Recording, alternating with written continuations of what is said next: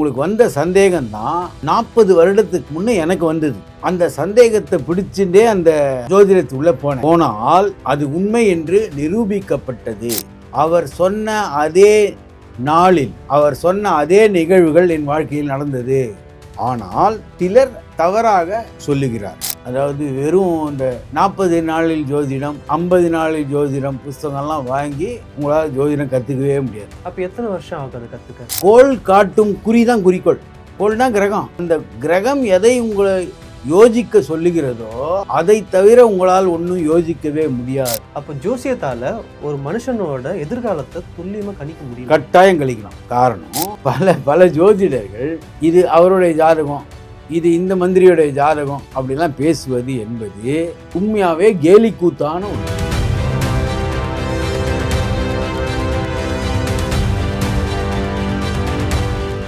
Divine Tamil நேயர்களுக்கு வணக்கம். நான் உங்கள் சுஷீந்திரன். இன்னைக்கு நம்ம கூட இருக்கிற ஸ்பெஷல் கெஸ்ட் லால்குடி கோபாலகிருஷ்ணன் அவர்கள். வணக்கம் சார். வணக்கம். எப்படி இருக்கீங்க? நல்லா இருக்கு.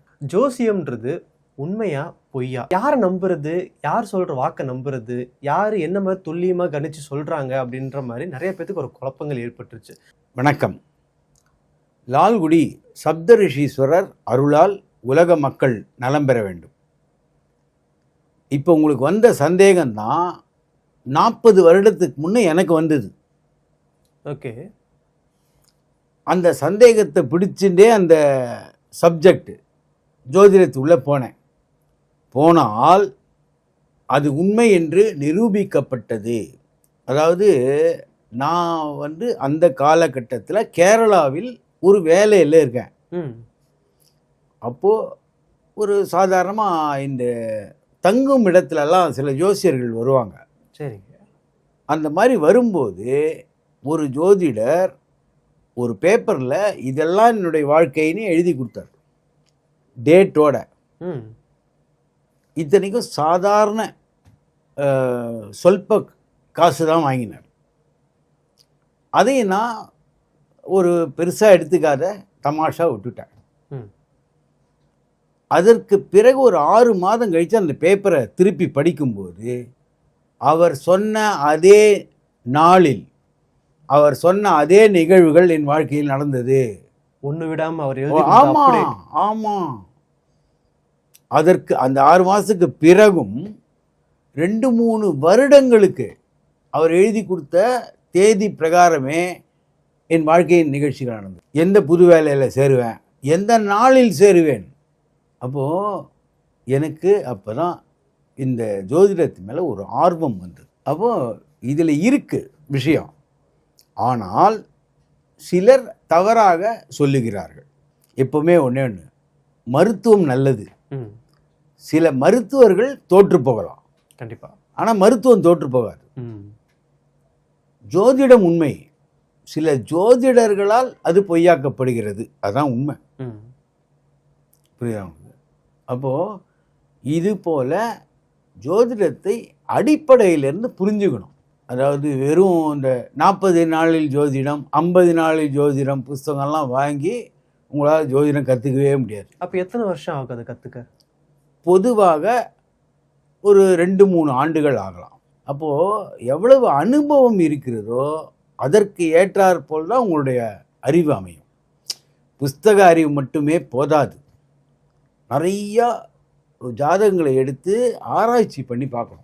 ஓகேங்க. ஜோதிடம் உண்மையான்னு கேட்குறதுக்கு முன்னாடி ஒரு மனுஷனுக்கு அவங்களோட ஜாதகன்றது அவசியமா? இப்போ நம்ம ஒரு பொருளை வாங்கும்போது அதில் ஒரு QR கோடுன்னு ஒன்று கொடுக்குறாங்க. ஆமாம். அந்த QR கோடை ஸ்கேன் பண்ணும்போது அதோடைய பொருளுடைய விவரங்கள்லாம் வருது. எப்போது தயார் பண்ணப்பட்டது, என்ன விலை எல்லாம். இந்த QR கோடு தான் ஒவ்வொரு மனிதனுக்கும் ஜாதகம். இங்கே பிறக்கும்போது இதுதான் விதி, இதுதான் சமாச்சாரம், இதுதான் நடக்கும் என்று ஏற்கனவே எழுதப்பட்டு விட்டது. அதிலேயே நீங்கள் ரொம்ப மாறலாம் முடியாது. புரியுதா உங்களுக்கு? இந்த நேரத்தில் வாலிபம், வயோதிகம் இதெல்லாம் இயற்கையுடைய நிர்ணயிக்கப்பட்ட ஒரு விஷயம். ஓகே. இது போல் இந்த மனிதருடைய மனோநிலைமை இப்படி தான் இருக்கும். இந்த மனிதருக்கு இந்த நோய் தான் வர வாய்ப்பு இருக்குது. இப்போ சொல்கிறோம், 100 பேரில் ஒரு 20 பேருக்கு கேன்சர் வருது. ம்.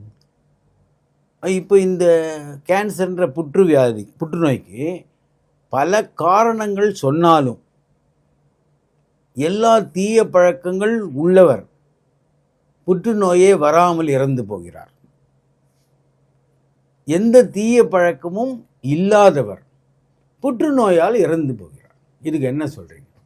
அப்போ நம்ம நல்லா பார்க்குறோம், மருத்துவர்களால் மரணத்தை தடுக்க முடியவில்லை, ஆனால் மரணத்துக்கான காரணத்தை கண்டுபிடிப்பதில் முதலிடம் பெறுகிறார்கள். ம்.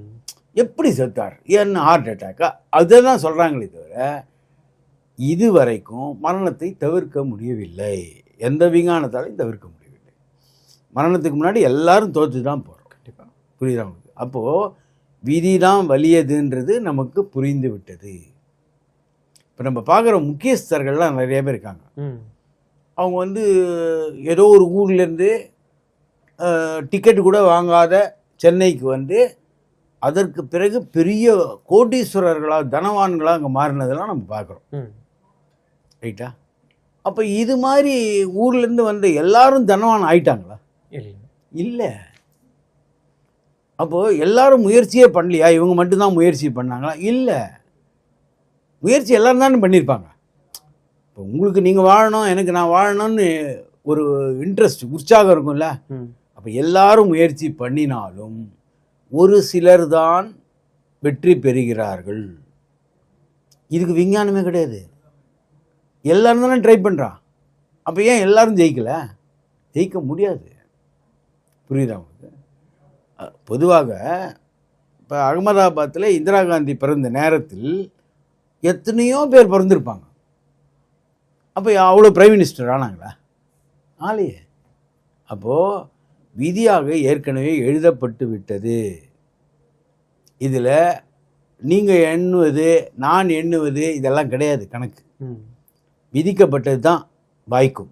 பொதுவாகவே ஆம்பிஷன், மோட்டிவ் அப்படின்றதுக்கு தமிழில் குறிக்கோள்னு சொல்லிடுறோம். அப்படின்னா என்ன? கோள் காட்டும் குறி தான் குறிக்கோள். கோள்னா கிரகம். ம். அந்த கிரகம் எதை உங்களை யோசிக்க சொல்லுகிறதோ அதை தவிர உங்களால் ஒன்றும் யோசிக்கவே முடியாது. நல்ல விதமாக யோசிக்க சொன்னால் தலைவன் ஆறீங்க, கெட்ட விதமாக யோசிக்க சொன்னால் குற்றவாளி ஆறீங்க. புரியுதா உங்களுக்கு? அப்போது இந்த யோஜனைகள் எப்படி வருகிறது? கிரகங்கள். ஓகே. கிரகங்கள். அப்போது மூளைனா உலகத்தில் உள்ள எல்லாருக்கும் ஒரே வெயிட்டு தான். ஒரே வெயிட்டு தான். அவங்களுக்கு ஒரு 10 கிராம் ஜாஸ்தி, உங்களுக்கு 10 கிராம் கம்மிலாம் கிடையாது. புரியுதா உங்களுக்கு? இதை விஞ்ஞானத்திலேயே நிரூபிக்கப்பட்டது. பிகாஸ் அதாவது எயின்ஸ்டைனுடைய மூளையை வைத்து ஆராய்ச்சி பண்ணினதில் சராசரி மனிதனுடைய மூளையின் அளவு தான் வருதும். அப்போது கிரகங்கள் தான் இதையெல்லாம் ஆட்டி படைக்கிறதே தவிர நான் யோசிச்சேன்னு சொல்கிறதுக்கு ஒன்றுமே கிடையாது. அப்போ ஜோசியத்தால் ஒரு மனுஷனோட எதிர்காலத்தை துல்லியமாக கணிக்க முடியும்? கட்டாயம் கழிக்கலாம். ஓகே. காரணம், ஜோதிட கணக்குகள் சரியாக இருக்கணும். பொதுவாக என்ன பண்ணுறாங்கன்னா, ஒரு நோட்டு இருக்கும், ஜாதக நோட்டுன்னு ஒன்று. அதில் நவாம்ச கட்டம், ராசி கட்டம்னு 2 கட்டம் இருக்கும். வேறு ஒன்றுமே இருக்காது. அதில் டிகிரி கூட இருக்காது. சனி விருச்சிகம், குரு மீனம், இப்படி இருக்கும். அதை வைத்து கொண்டு பிரம்மதேவனால் கூட ஜோசியம் சொல்லவே முடியாது. காரணம், சனி பகவான் ஒரு வீட்டில் 2.5 வருஷம் இருக்கார். ஓகே. அப்போ 2.5 வருஷம் பிறக்கிறவங்க எல்லாருக்கும் அதே இடத்துல தானே சனி போடுவான்.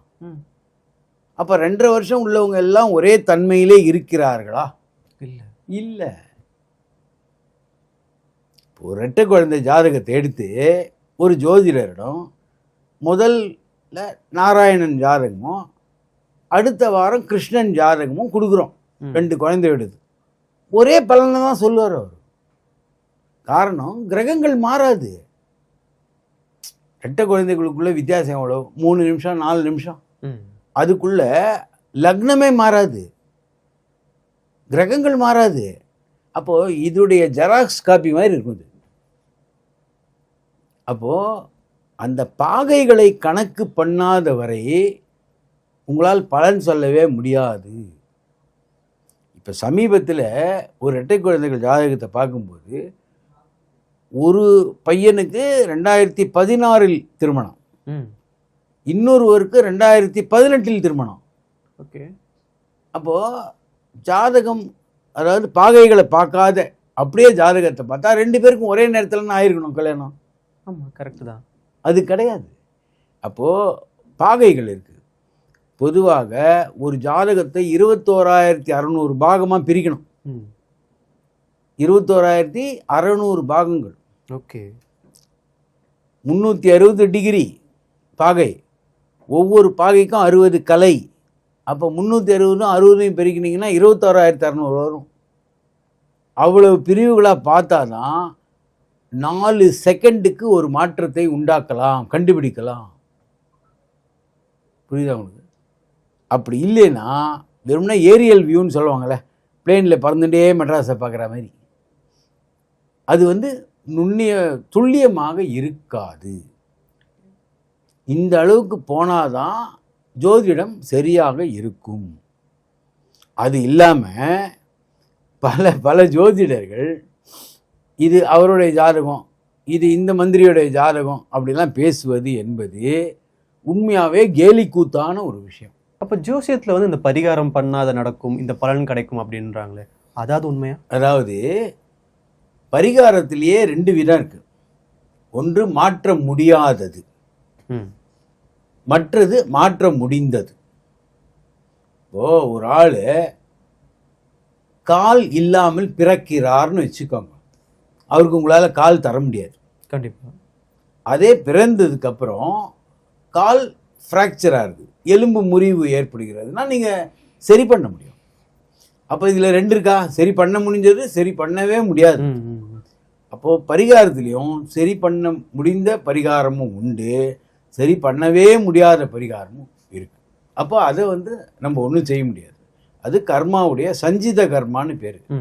ஏற்கனவே வாட் வி கேரி, நம்ம எடுத்து கொண்டு வந்ததை இங்கே சாப்பிட்டு தான் ஆகணும். புரியுதா உங்களுக்கு? அப்போ எடுத்துக்கொண்ட வந்த வினையை நீங்கள் அனுபவிக்கணும். இந்த பிறவியில் செய்வதை நாம் திருத்தி கொள்ளலாம். 2 விதமான தண்டனைகள் உண்டு. ஒன்று அபராதம், 2வது சிறை தண்டனை. நீங்களே பாருங்க, பொதுவாக சில குற்றங்களுக்கு சிறை தண்டனை, அது நீங்கள் அபராதம் கட்டி ஜெயிக்க முடியாது. ஆமாம். சில குற்றங்களுக்கு அபராதம், அந்த அபராத தொகையை இது பண்ணால் நீங்கள் சிறைக்கு செல்ல வேண்டிய அவசியம் கிடையாது. இது மாதிரி ஒரு ஜாதகத்தை பார்த்த உடனே இது சரியாகும், சரியாகாது, அதற்கு ஏற்ற ஏற்பாடுகளை செய்யலாம். இதுதான் ஜோதிடத்துடைய அடிப்படையான விஷயம். நம்ம நேயர்களுக்காக நிறைய விஷயம் சொன்னீங்க. ரொம்ப நன்றி. நன்றி.